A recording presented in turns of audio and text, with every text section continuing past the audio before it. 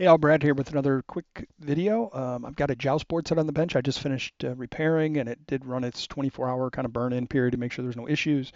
This was brought over from a local friend, Mitch. He's in the process of opening up a new arcade club that he's built. Super nice place. I got the tour of it a few weeks ago when I went over there to pick up a Defender port set he was having some issues with, and we got that all sorted.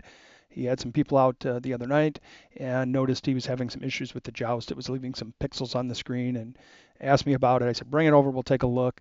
When he did, I noticed that the board had been converted to from the original 4116D RAM, which requires 3 voltage, over to 4164 RAM, which is a single 5-volt supply needed for that. The particular brand I've seen before and ran into this issue. It took me a while to figure it out the first time, and sure enough, that was the root cause on that. So spoiler alert. But I did go through the boards and do my usual, changing out the round pin Molex with the square pin and ribbon cables and caps and a few other mods I'll go over here with you in a minute. So I'll go over the boards with the bench camera, and then we'll come back and do a little gameplay and wrap this video up. So let me switch over to the bench. And here are the old parts again as I return all of these. Got battery holders and Molex headers and caps, and these red guys here are the inductors on the Rev D boards that set vertically. They use both vertical and then they switch later to horizontal ones. But the ones that have vertical, I do swap those out because they tend to bend and break and things like that. Here's the 4164 DRAM that was on the board that he had swapped out or somebody did at some point that was the problem of the issue he was facing. Here's the soundboard. Someone had done some work on this. This had real nice cap kit, all Nichicon.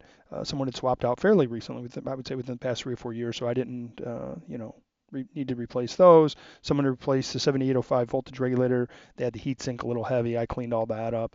I pulled the EEPROM and CPU, straightened and cleaned the legs on that, put a little deoxit on them, and then I did change out all of the Molex headers, all 4 of them here. I pulled the fuses and cleaned them, and then recrimped the end so the friction fit is much tighter, and just kind of went through the whole thing, wiped it down. Back here on the ROM board, new Nichicon electrolytic caps, all new Molex headers, all 3 positions. Everything was original here. I did pull all the socketed chips, straighten, clean the legs. It's got a new ribbon cable I put on and built these in-house.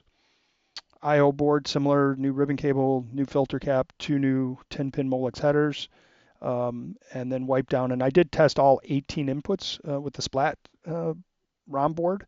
I tend to do these on these boards, Joust, Robotron, Bubbles, all the games that use this I/O board. It's capable of doing 18 inputs, so I do test them all. Um, and then back here on the MPU again, this is a Rev D board, which is a super nice board. And this one had the vertical inductors here in these 3 positions, and I do remove those, and I put in these horizontal uh, ones I found here. I sourced. They're the same inductance, 2.2 microhenries, I believe is the value is the original. The board already had, the MPU already had square pin Molex headers. I did check and clean the solder joints. Everything looked good, but I take the flux off. Um, I put in new Nichicon filter caps. There were some newer replacements in there, but um, I tend to like to just remove stuff and check all the work. And sure enough, there was a pad that was lifted. I put a copper rivet in one. It had someone had replaced the soft start 22 microfarad cap here, but they used a radial leaded part, which just looked kind of janky. So I pulled that, cleaned the board up, and then put in a tantalum axial leaded part. I also changed the Zener diode here that monitors the 5 volts, and basically the original value is 3.6. I replace it with a 4.7 volt part. That way, if the 5 volt drops down to 4.7, it will pull the CPU into reset. Without that, if the voltage can drop all the way down to in the threes, you'll definitely run the risk of corrupting your CMOS RAM here, which is pretty common if you're running a switcher, which I was told he is running one of the nice Paradise Arcade that uses a PC power supply. So we've got that Zener in there, and then I did pull all the socketed parts here, the 2 video decoders, the CPU, straighten and clean the legs. I did install new old stock from the 80s 4164 RAM. It is rock solid now. And then back here on the battery, it had a CR2032. I put in a CR2450. Had a little jumper here for the ground. I do it on the back side. I've showed that before. And then I fill the holes in nice with some solder so it looks clean. And then, of course, the whole board got wiped down and cleaned up. I did reposition a little label over here, too. I pulled it was kind of on crooked, just bugging me. So anyway, so that's all the hardware. Everything looks really good. Let me switch back and we'll do a little gameplay. And we'll get this board back to Mitch here, hopefully, in the next day or so. So here we are. I mentioned before I have a little remote control on my bench, so I can remote start this. What you were seeing on there before this was just some artifacts from the CGA to VGA converter. All systems go. And you can see it drops right into a track. All the high scores look good. When I first got the board, those were corrupt too, which made me think of putting that Zener in there with the switching supply. So at some point, some of the data probably got corrupted. So I'll coin it up here, hit start. Boy, that's a bit loud here for me. I'm not sure about for you guys. So let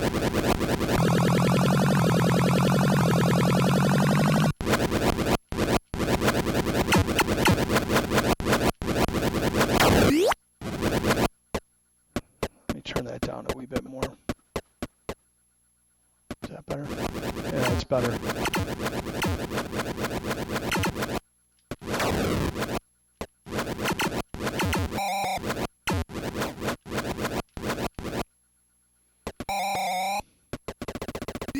So you can see everything's really clean on here now.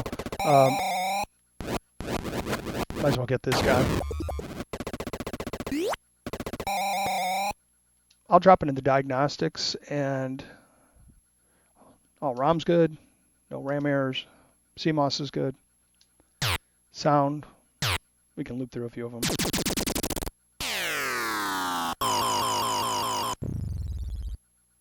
And then I'll loop back here.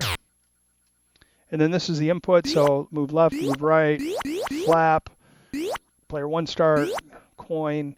We've got the auto up, and then I can advance, which will just take us to the color RAM test. We'll skip that. Here's where you get the grid lines for setting convergence. Red, green, blue, color bars, bookkeeping data. And then we go to our game settings. You can set a track messages, free play, all that kind of stuff here. Reset the high score tables and factory reset it and do all kinds of good stuff here. And then that'll take you right back into a track mode.